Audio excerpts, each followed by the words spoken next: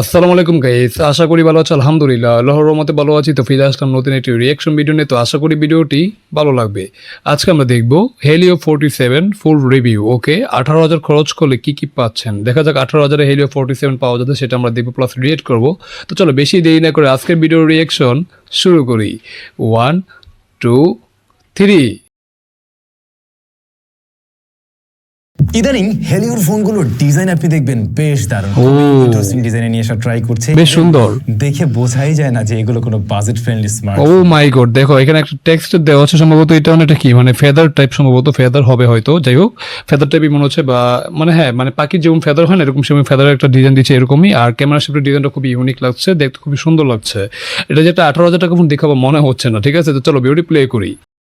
Helio 47 নিয়ে কথা বলছি। রিসেন্টলি বাংলাদেশে স্মার্টফোনটা লঞ্চ হয়েছে এবং এই স্মার্টফোনটার ডিজাইন ওয়াইজ আমার কাছে বেশ ভালো লাগছে। অবশ্যই লিস্ট ক্যামেরার মডিউলের জায়গাটা ডিফারেন্ট কিছু আমি দেখছি। সেটাই বলবো না একদম খুব স্পেশাল, খুব দেখতে সুন্দর এমন না, বাট ডিফারেন্ট, হয়তো অনেকের কাছে ভালো লাগবে। রিয়ার প্যানেলের এখানে আমরা একটা ফেদার প্যাটার্ন দেখতে পাই। ও যেটা বললাম, এই ফেদার প্যাটার্নটা বা লাইটের রিফ্লেকশনে এটা একটু নিজেকে আর কি মানে শো করে। বাট যেটা হয় খুব বেশি ফিঙ্গারপ্রিন্ট ম্যাগনেট, একটু হাত লাগলে একদম ফিঙ্গারপ্রিন্ট বসে যায়, যে জিনিসটা আবার খারাপ লাগার একটা কারণ। অন্যদিকে বডি ফ্রেম খুব বেশি মোটা না, তারপরেও আপনারা 8.5 মিলিমিটার কি থিকনেস মানে ফোন। ঠিক আছে, মানে মোটামুটি বেশি মোটা না বা বেশি পাতলাও না, মানে বলা যায় মোটামুটি ভালোই মোটা। ঠিক আছে, আর আমার 3.5 কি হেডফোন জ্যাকটা পাচ্ছি, যেটা কিন্তু আই থিঙ্ক বেশ ভালো, মানে ভালো, মানে বাজেট ফোনের মানে বাজেট ফ্রেন্ডলি ফোনে আমরা হেডফোন জ্যাকগুলো পাই, এটাই স্বাভাবিক। এখানেও তার ব্যতিক্রম নয়, যেটা আসলে ভালো খারাপ না। তো চলো বিউটি প্লে করি। এটা হেডফোন জ্যাকটা তো পাবেন। আর overall total phone build plastic, যে কারণে একটু সস্তা টাইপের ফিল দেয়, দামি ফোন মনে হয় না। ফোনটা হাত দিয়ে ধরতে গেলে আপনি বুঝবেন যে IP64 রেটিংটা হ্যাঁ ঠিক আছে, মোটামুটি এটা বলা যায় ডাস্ট প্রুফ, আর পানি ছিটে ফুটে থাকলে কোনো সমস্যা হবে না। বাট IP60 দিলে না ভালো হয়, যেটা তারা দেয়নি, যেটা আসলে সমস্যা। বাট এখন প্রতিদিন মানে ইদানিং দেখতেছি যে মানে বাজেট ফ্রেন্ডলি ফোন থেকে শুরু করে হাই বাজেটের ফোনগুলো তো দেখি IP64, 65, 66 এরকমই দেয়। 60 আর 67 খুবই কম দেয়। ঠিক আছে, যেটা আবার IP রেটিং কি কম মানে বলা যায় কস্ট কাট করে দেয়। ঠিক আছে, যেটা একটা আসলে সমস্যা। তো চলো বিউটি প্লে করি। স্মার্টফোন। তবে এই মুহূর্তে যে খরার সিজন যাচ্ছে তাতে মোটামুটি এন্ট্রি লেভেল বাজেটের স্মার্টফোনে আমরা পাঁচল কাটআউট আশাও করি। হ্যাঁ সেটাই তো, হেলিও কিন্তু আপনাকে পাঁচল কাটআউট, যেটা গুড সাইন। ডিসপ্লের size 6.67 inch IPS LCD panel and punch hole cutout রয়েছে। অন্যদিকে লোয়ার চিন বাজেট ফ্রেন্ডলি ফোনগুলোর মতো অবশ্যই একটু, হ্যাঁ অবশ্যই, মানে লোয়ার চিনটা অনেক মোটা, আর উপরের এবং দুই পাশে যে চিনটা ঠিক আছে ওটা মোটামুটি সিমেট্রিক্যাল রাখার চেষ্টা করেছে, তারপর কি অনেকটাই মোটা। ঠিক আছে, আর একটু থিন করলে একটু সুন্দর লাগতো। বাট এখানে আমরা পাঁচল কাটআউট দিচ্ছে দেখে ফোনটা মোটামুটি বাজেট ফোন হিসেবে ঠিকঠাক আছে, দেখতে সুন্দর হয়েছে, খারাপ না, মানে বাজেট ফোন হিসেবে ঠিক আছে। তো চলো বিউটি প্লে করি। রয়েছে এই ডিসপ্লেটাকে প্রোটেকশন কি দিয়ে যে করা হয়েছে এই ব্যাপারটা নিয়ে আমি যেমন কোনো কিছু জানতে পারিনি। মেবি ওরকম আহামরি লেভেলের কোনো প্রোটেকশন নেই, আপনারা একটা প্রোটেক্টর ব্যবহার করলে বরং বেটার। 120 হার্টজ পর্যন্ত হাই রিফ্রেশ রেট পেয়ে যাবেন এই ফোনটাতে, আর এটার ব্রাইটনেস 500 নিটস এর মতো। এই ব্রাইটনেস ইনডোরের জন্য তো ভালো, ইনডোরে দেখতে কোনো সমস্যাই হয় না, কিন্তু আউটডোরে ডাইরেক্ট সানলাইটে ভালো স্ট্রাগল করে। অবশ্যই আর একটু ব্রাইটনেস আমার আসলেই প্রয়োজন ছিল। সেটাই মানে এখনকার দিনে তো আমরা দেখি 3,000-4,000 নিটসে পিক ব্রাইটনেস এসে দিয়ে দেয় ফোন কোম্পানিগুলো, আর যেগুলো এন্ট্রি লেভেলের ফোন সেগুলো মিনিমাম SBM ব্রাইটনেস 1000 বা 800 পেয়ে থাকি। বাট এখানে 500 নিটসে পিক ব্রাইটনেস, বুঝতে পারছো, মানে খুবই কম।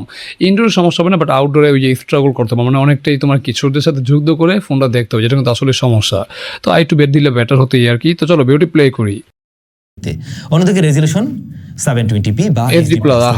এই রেজুলেশনের স্মার্টফোন ব্যবহার করতে গেলে নরমালি ভিডিও টিডিও দেখতে সমস্যা তো হয় না, কিন্তু যখন ছোট কোনো টেক্সট পড়বেন বা কোনো একটা নিউজ পড়ছেন তখন আপনার কাছে মনে হবে রেজুলেশনের একটা ঘাটতি রয়েছে, কারণ মানুষ তখন মোটামুটি বেশ কাছে নিয়ে ফোনটা ব্যবহার করে। অন্যদিক থেকে দেখতে গেলে স্মার্টফোনটার কালার রিপ্রেজেন্টেশন ভালো, I mean display colour representation ভালো, টাচ রেসপন্স যথেষ্ট রেসপন্সিভ। বাট যেহেতু বাজেট ফ্রেন্ডলি ফোন, এটার UI একদম সুপার লেভেলের ফাস্ট না, যে কারণে আপনার কাছে একটু ডিলে মনে হতে পারে, কিন্তু এটা ল্যাটেন্সি না।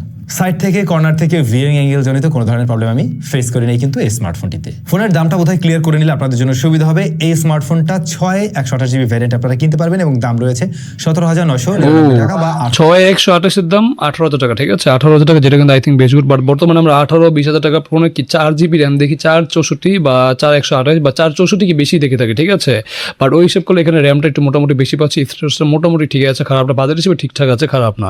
মানে 6/128GB আমরা 18,000 টাকা পাচ্ছি, যেটা কিন্তু আসলেই ভালো, খারাপ না। তো চলো বিউটি প্লে করি।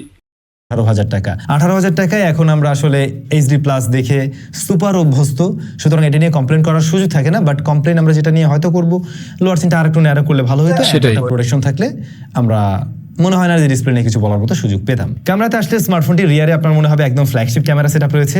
এখানে তিনটা ক্যামেরা দেখা গেল, মূলত একটাই মেইন এবং ওটাই কাজের, আর ওটাই অরিজিনাল, তা হচ্ছে 50 মেগাপিক্সেল, আর সামনে রয়েছে 8 মেগাপিক্সেল। এখন এই স্মার্টফোনে যে ইস্যুটা আমি ফেস করছি ক্যামেরা ব্যবহার করতে গিয়ে, সেটা হচ্ছে যে শাটার স্পিড একটু স্লো।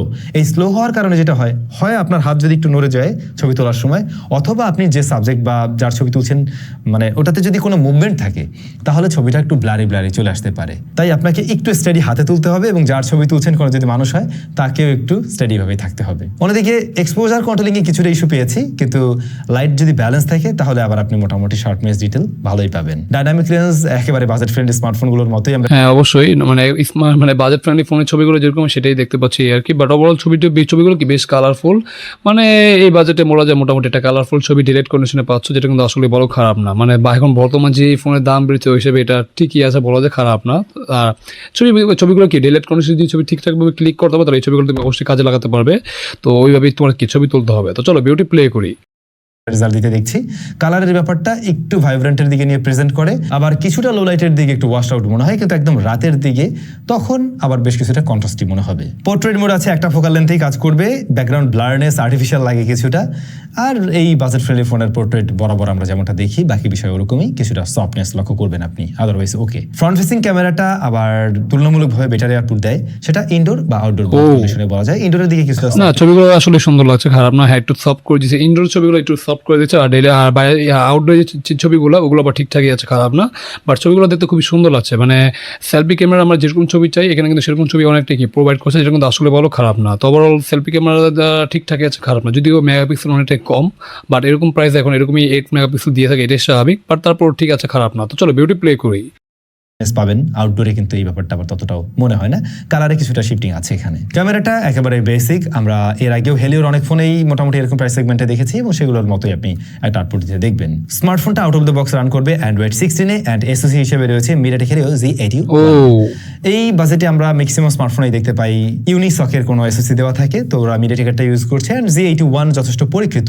যদিও আমরা এর আগে 15,000 টাকার নিচের স্মার্টফোনে এই এসওসিকে দেখতাম, এখন আমাদেরকে 18,000 টাকায় কিনতে হচ্ছে, যেটা আসলে একটা হতাশার ব্যাপার। বাট বর্তমান ফোনের প্রাইস হিসেবে ঠিকই আছে, বলা যায় খারাপ না। বাট হেলিও Z81 ইউনি তুলনায় এটা কি বলা যায়, মানে মোটামুটি একটা ভালো চিপসেট বলতে পারো, মানে লং রানে তোমাকে একটা ভালো সাপোর্ট দেওয়ার চেষ্টা করবে। আর এই চিপসেট দিয়ে তুমি রেগুলার কাজ ভিডিও এডিটিং মানে ভিডিও এডিটিং করতে পারবে, বাট অনেক ল্যাক হবে এটা। বাট রেগুলার কাজ বা সবই করতে পারবে, সমস্যা হবে না। আর টুটি টাইপের গেমগুলো কি টুকটাকি খেলতে পারবে। বাট যারা একজন গেমিং ফোন হিসেবে এটা নিতে তারা অবশ্যই এটা অ্যাভয়েড করতে হবে, কারণ এই ফোনটা ওরকমভাবে তোমাকে পারফরমেন্স দিতে পারবে না, ঠিক আছে। তো ডেইলি টু টাস্ক অবশ্যই অনায়াসে করতে পারবে, কোনো সমস্যা হবে না। তো চলো বিউটি প্লে করি। সিচুয়েশন তো জানেন, ওইটা দিয়ে আর না বলি। তো এর পাশাপাশি আমরা 6GB র্যাম দেখছি এবং 128GB স্টোরেজ রয়েছে। তবে আপনি চাইলে আলাদা মেমোরি কার্ড ব্যবহার করতে পারবেন, 512GB পর্যন্ত সর্বোচ্চ ব্যবহার করা যাবে। বরাবরের মতো একই কথা বলবো, স্টোরেজ একটু ট্রাই করুন ফাঁকা রাখার জন্য, সেক্ষেত্রে স্মার্টফোনগুলো লং রানে বেটার আউটপুট দেয়। বাকি বিষয়বস্তু যদি দেখতে যাই, অ্যান্ড্রয়েড 16 তো এখানে আছে, তো লেটেস্ট অ্যান্ড্রয়েডে রান করবে অ্যাপ ওপেন ক্লোজে একটু ডিলে আছে, যেটা আপনার চোখে হয়তো বাঁধবে, তবে ল্যাগ হ্যাং এরকম প্রবলেম এখন আমরা এটাতে ফেস করিনি, কিংবা অতিরিক্ত হিট জেনারেট করছে এরকম কোনো প্রবলেম পাইনি। একেবারে এন্ট্রি লেভেলের একটা স্মার্টফোন থেকে যে ধরনের পারফরমেন্স আশা করেন, অ্যাকচুয়ালি সেই ধরনের পারফরমেন্সই এটা আউটপুট দিচ্ছে। অন্যদিকে মাল্টিটাস্কিং এও আপনি বেশ কয়েকটা অ্যাপ্লিকেশন নিয়ে কাজ করতে পারবেন। র্যাম ম্যানেজমেন্ট একেবারে সুপার লেভেলের না হলেও, যেহেতু এই স্মার্টফোনটাতে 6GB আমরা র্যাম পাচ্ছি, তো বেশ কিছু অ্যাপ ধরে রাখতে পারে ব্যাকগ্রাউন্ডে, সমস্যা হয় না। তাছাড়া অল্প কিছু ব্লোটার আছে, যেগুলো আপনার প্রয়োজন যদি না হয় আপনি ক্লিয়ার করে নিন, সেক্ষেত্রে আরো বেশি ক্লিন ভাইব পাবেন। এমনকি র্যামের উপরে বা স্টোরেজের উপরে প্রেশার কিছুটা কমবে সেক্ষেত্রে। যেহেতু এই ফোন আমাদের হাতে অনেক দিন না, 15 দিনের মতো আছে, সেই জায়গা থেকে স্মার্টফোনের পারফরমেন্সকে এখনকার সময় বিবেচনায় আমি খুব একটা খারাপ বলছি না। তবে এই স্মার্টফোনে বিশ্বাস করেন 3 মাস পরে গিয়ে বেশ কিছুটা স্লো আউটপুট দিবে, যখন আপনি এতে অনেক বেশি অ্যাপ্লিকেশন ইনস্টল করবেন, যখন আপনি এর স্টোরেজটা অলমোস্ট ভরে ফেলবেন, মানে স্টোরেজ ফুল করে ফেলবেন, তখন গিয়ে দেখা যাবে এই স্মার্টফোনের রেজাল্ট কিছুটা ডাউনগ্রেড করছে। তো ওই যেটা বলি সবসময়, প্রয়োজনীয় অ্যাপ ছাড়া এই ধরনের বাজেট ফ্রেন্ডলি ফোনগুলোতে আপনারা অ্যাপ রাখবেন না। ইভেন স্টোরেজটাও যতটা পারেন ফাঁকা রাখার ট্রাই করবেন। অলরাইট, ভালো বিষয়, এই স্মার্টফোনটায় বড় ব্যাটারি আছে, কিন্তু সেটা দেখতে না মনে হয় না। এটার মাঝে 6000 mAh এর ব্যাটারি আছে এবং 18 ওয়াটের চার্জিং সিস্টেম। সো এই কম্বোকে অবশ্যই 18,000 টাকায় ফাটাফাটি বলা যায়। না 6000 mAh এর ব্যাটারি পাচ্ছে, এটা ঠিক আছে। ওভারঅল মানে 6000 mAh এর বিশাল একটা ব্যাটারি পাচ্ছে, এটা আসলে ভালো। আর HD+ ডিসপ্লে হওয়ার সুবিধা, মানে HD+ ডিসপ্লে হওয়ার কারণে তুমি ব্যাটারি ব্যাকআপটা একটু ভালো পাবে, যেটা আসলে ভালো। বাট 18 ওয়াটের চার্জারটা না 6000 হিসেবে আসলে কম। এখানে ধরেন 25 বা 33 যদি দিত তাহলে ফোনটা মানে ব্যাটারি কম্বোটা পুরোপুরি ঠিক হয়ে যেত, ঠিক আছে। বাট এটা একটা বলা যায় আমার কাছে, আমি যদি বলি তাহলে অবশ্যই বিলো স্ট্যান্ডার্ড চার্জ, শুধু চার্জারের কারণে মানে বিলো স্ট্যান্ডার্ড বলতে পারি, বাট চার্জারটা আসলে ছোট হয়ে গেছে আর কি। ব্যাটারিটা বড় বাট চার্জারটা ছোট, যেখানে একটু বড় দিলে আসলে ভালো হতো। তো চলো বিউটি প্লে করি। দুইটা থাকলে মানে অনেক বেশি ভালো হতো না, স্পিকার দিয়েছে এই ফোনটার সাথে ডুয়াল স্পিকার হলে একদম পারফেক্ট একটা সাউন্ড। সেটাই এখানেও পাচ্ছি আমরা সিঙ্গেল স্টিরিও স্পিকার, যেটা আসলে একটা সমস্যা। ডুয়াল স্টিরিওর এখানে আমরা কি বলে ওরকম মজা নিতে পারবে না, যেটা আসলে একটা সমস্যার ব্যাপার। তো কি আর করা, বাজেট এন্ট্রি লেভেল ফোন এরকমই হয়ে থাকে সবসময়, দেখা যাক, মানে এরকমই হয়, এটাই স্বাভাবিক। তো চলো বিউটি প্লে করি। পারতাম, বাট আপনারা স্টেডিওর মতো মজাটা পাবেন না। কিন্তু এমনিতে সাউন্ড যথেষ্ট লাউড অ্যান্ড ক্লিয়ার, একেবারে ফুল ভলিউমে একটু ডিসটরশন দেয়, আর সাউন্ডটা একদম ফুল ভলিউমে সুপার ক্লিয়ার আপনার মনে হবে না, বাট একটু কমিয়ে রাখলে আবার ক্লিয়ার সাউন্ডই ঠিকঠাক আছে মনে হবে আপনার কাছে। এয়ারপ্লেসের সাউন্ড ঠিকঠাক আছে, ওখানে কোনো সমস্যা নেই। ফিঙ্গারপ্রিন্ট স্ক্যানার সাইড মাউন্টেন, এটা মোটামুটি ফাস্ট একুরেট। এই ধরনের ফিঙ্গারপ্রিন্ট খুব একটা ডিলে দেয় না, যতটুকু ডিলে আসে সেটা অ্যানিমেশনের কারণে জাস্ট। আপনি যদি হেলিওর ফোনগুলো দেখেন রিসেন্ট টাইমের, দেখবেন যে ওরা বাজেটের মধ্যে খুব গুছানো টাইপের প্যাকেজ দেওয়া ট্রাই করে, বিশেষ করে হেলিও 95 ছিল বোধহয়, হ্যাঁ।